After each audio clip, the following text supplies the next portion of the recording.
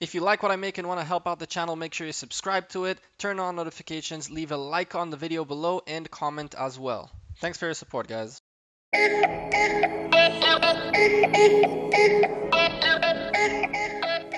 there YouTube, welcome back to the Gekko, another daily video for you guys, second video of the day. If you liked the previous video, if you like this video, make sure you hit the like button down below. Let me know you guys like this content. If you want to keep up with me, hit the subscribe button, turn on the bell so you guys get a notification when I upload a new video. Have you played Rise of Civilizations? I hope you have, and if you don't play it, I don't know what you're waiting on. Links down below in the comments for you guys to download the game, get going. Awesome game. Awesome mobile game. I've been spending too much time on it. If you want to leave me a comment, suggestion, anything down below, you have the comments. You also have my Twitter, Instagram, all that good stuff, Facebook, links in the description. This will be the beginning of a 15-part series about the new talent tree and its branches. Now, before we start, I want to give you guys a few technical things you should know in order to understand better everything we're going to look at, and then we'll talk a little bit about the structure of these videos and how I'm looking at things. But let's start with the basics, okay? We have 28 total commanders. Out of them, there are 15 total trees separated into 3 different categories: the red, the yellow, the blue. Reds being more aggressive, like synthesis, archery, cavalry, infantry, and leadership. Yellow being more like support type of things, so gathering, peacekeeping, utility, garrison, and siege. And the blue column is more like, well, the yellow column would be more like utility, while the blue one is support, which is support, attack, defense, mobility, and nuke. So 3 categories, 5 on each category. That's why this is a 15-part series, and we're gonna go on each category every single day until we get through all of them. Here's the deal. The way I look at it, there are a few essential roles you have to fill within the game. 2 commanders must be garrison commanders. 5 commanders must lead gathering. 2 to 3 commanders are gonna have to lead barbarians. And 5 commanders are gonna have to lead certain situations. Talent trees only matter if you're leading the army. So therefore, you're gonna not be able to send more than 5 leaders at a time. So why would you have 6 nukers? It absolutely makes no sense. So the way I'm trying to do it is I'm trying to divide commanders in a way that it makes sense based on their skills, to set them up as talents in certain ways as the commanders who are leading certain armies. Here's the deal. My theory is not facts, okay? This is how I'm viewing the game at this point in time, but I might decide a couple of videos in that a couple of things I said are completely wrong. That could happen, but I did a lot of research and I spent quite a lot of time writing things down, which is why I'm looking down every now and then. And I think that I've found ways to maximize some commanders in very different ways. There are a few commanders that might show up in 2 different videos, and then it's up to your judgment to decide how you want to play them. And other commanders are really cool at a certain situation, but that's once they're max level. You're going to want to start them off at a certain way, and as they max out their level, they're going to branch into a different direction. We're going to look at every tree and every branch, and then every commander that has that branch, and we're going to try to pretty much lock in commanders to certain roles. Hopefully we'll have the roles that I mentioned earlier, which is 2 garrison guys that are, at all time will stay in the castle ready to defend it. 5 gatherers that can go out at level 22 and above to gather at all time.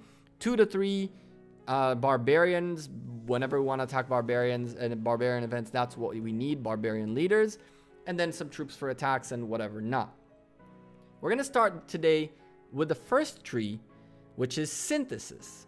Now, synthesis is a tree that is super useful for mixed type of troops. What it does is it gives you a lot of extra attack and some defense, damage reduction, as well as more attack if you have 3 or more types of troops being led, and each type gets his own unique tree skill essentially in the talent, a little talent here. So if we look at it, we start with some defense 0.5%, then another 1.5% of defense, another 1.5% of attack, and here we get up to 9% extra attack for archers when the strength of the army is less than 50%. This is for cavalry, this is for infantry, and this is for siege. Now, what you want to do is you're going to want to, first of all, unlock these 4s, because to get to these areas, you're going to have to go through these first. So what you have here is on this side, another 1% and 1.5% health. So you're going to start off by going here to 1.5% health, then another 1% here. And from this direction, you're going to get a nice little march speed. Now, here's the thing. The attack is not exactly, the boosts are not exactly attack, okay? You have separate boosts for every type of commander. Oh, I fucked that up really hard.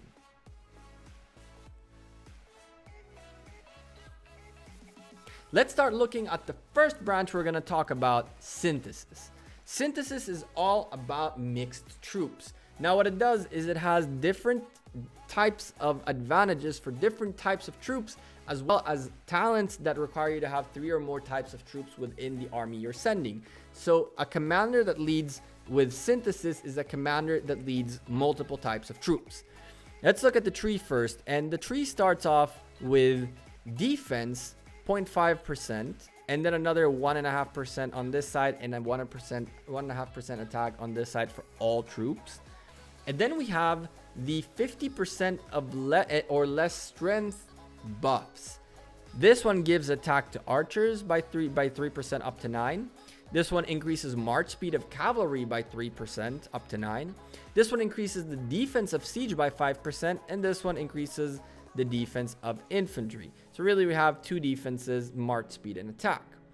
To reach the upper level, you're going to start from these guys and branch out. This is a 1.5% health to all troops, and this is a 9% march speed to all troops. So a nice little march speed. From there, we're going to go into all attack and all health, another % on each side. And then you have the normal attack damage increase for everyone, the increase of max troops capacity, which allows you to send more troops. Pretty cool. These right here are more defense for all troops and health for more troops. But you have here the main 2 talents, which have more additional damage by up to 4% if you have 3 or more types of troops, and damage reduction for 3 or more types of troops, as well as the big boy, decrease the number of severely wounded units by 2% up to 10%. The commanders that have this tree available are Joan of Arc, obviously, which we saw right here. After Joan of Arc, we have Centurion. Centurion comes with Constance as well, and Sarka. On top of those, we said Joan of Arc. Boudica has it as well. Cleopatra has it as well. And Lohar has it, okay? Now, as I mentioned, all that matters is to fill positions so you can lead any type of situation with a different commander and have specialization type of commanders, I guess you'd call them. Specialized type of commanders. I mixed up the 2 words. Anyway, let's put it this way. Sarka, Centurion, Constance, Cleopatra, and Lohar are out the window for synthesis because we need to max something else in them. And we might have synthesis as a secondary tree, but we'll talk about those once we reach their main category. The only one that I really found any justification to max her synthesis is Joan of Arc. The way I base this decision is on skills and based on, you know, the ability of if this commander leads, her skills at the max level, are they as good as they need to be, right? So synthesis, as we mentioned, is all about mixed troops. And the first thing you get from Joan of Arc is a mixed troop bonus, just like the max on the tree. So on the 3rd level of the tree, I mean, that you have different types of troops that get different type of things. So again, archer attack here, which is pretty interesting. These are, I think, all the same. Now this one's infantry health instead of defense, and this is defense instead of march. So first thing you get from her, the first skill, which is supposedly the strongest skill, is about mixed troops. This is one great justification to have her as a synthesis commander. her gathering does make a case for her being in gathering as well, and she will show up again once we talk about gathering. But you can still use her as a secondary gathering commander and enjoy all these skills, so that's something to consider. Her third skill once again tells us that synthesis is the way to go. Holy Refuge, troops normal attack have 10% chance of healing portions of slightly wounded units. Normal attack, so every attack has a potential of healing troops. Now, if you pair that with the top of the tree, where you essentially decrease the severely wounded troops, which means they become slightly wounded troops, you can actually heal substantial amounts as you fight. So another reason why she should be a synthesis, obviously have damage taken reduced by 25%, which is okay, it's nice. And again, a mixed set of buffs for her enhanced divine revelation, Descent of the Goddess. Absolutely no reason not to have her as max synthesis, as 3 of her 5 skills are primarily for that. However, the way I built her was that I utilized her in 2 different ways, giving up a little bit of the gathering when I utilize her as a gatherer. So you guys can see my talents are still empty. And as much as I want her to be a synthesis person, as part of my gathering theory, I'm going to have to first of all go ahead and do this, go ahead and do that, and then go ahead and do this. I will explain that in a future video about gathering in the gathering tree and the gathering commanders.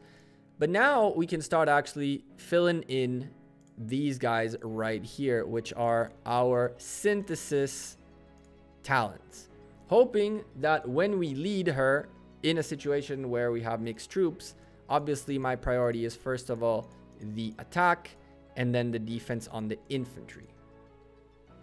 So now that we have that set, I'm waiting essentially for one more, well, not really waiting, I just need a little bit more of Joan of Arc sculptures to level this up so I can level her to 30 and start working on this skill.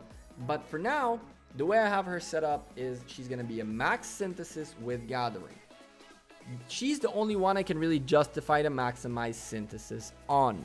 And it's just every other commander that does have skills that might fit this have skills that might fit something else better. That's my opinion. What do you guys think? How are you guys thinking about setting up your synthesis commanders? Do you have synthesis commanders that are your main commanders that are not her?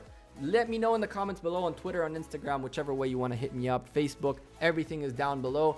I'm the Gekko. I'm out of here. Thank you guys very much for watching this video. It's the second of the day. We're going to do 15 of these, going through all 15 branches. So make sure you're subscribed with notifications on, and please, if you can, hit the like button. Let me know that you guys like this type of content. I'm the Gekko. I'm out of here. Thank you guys very much again. See you next time. Peace.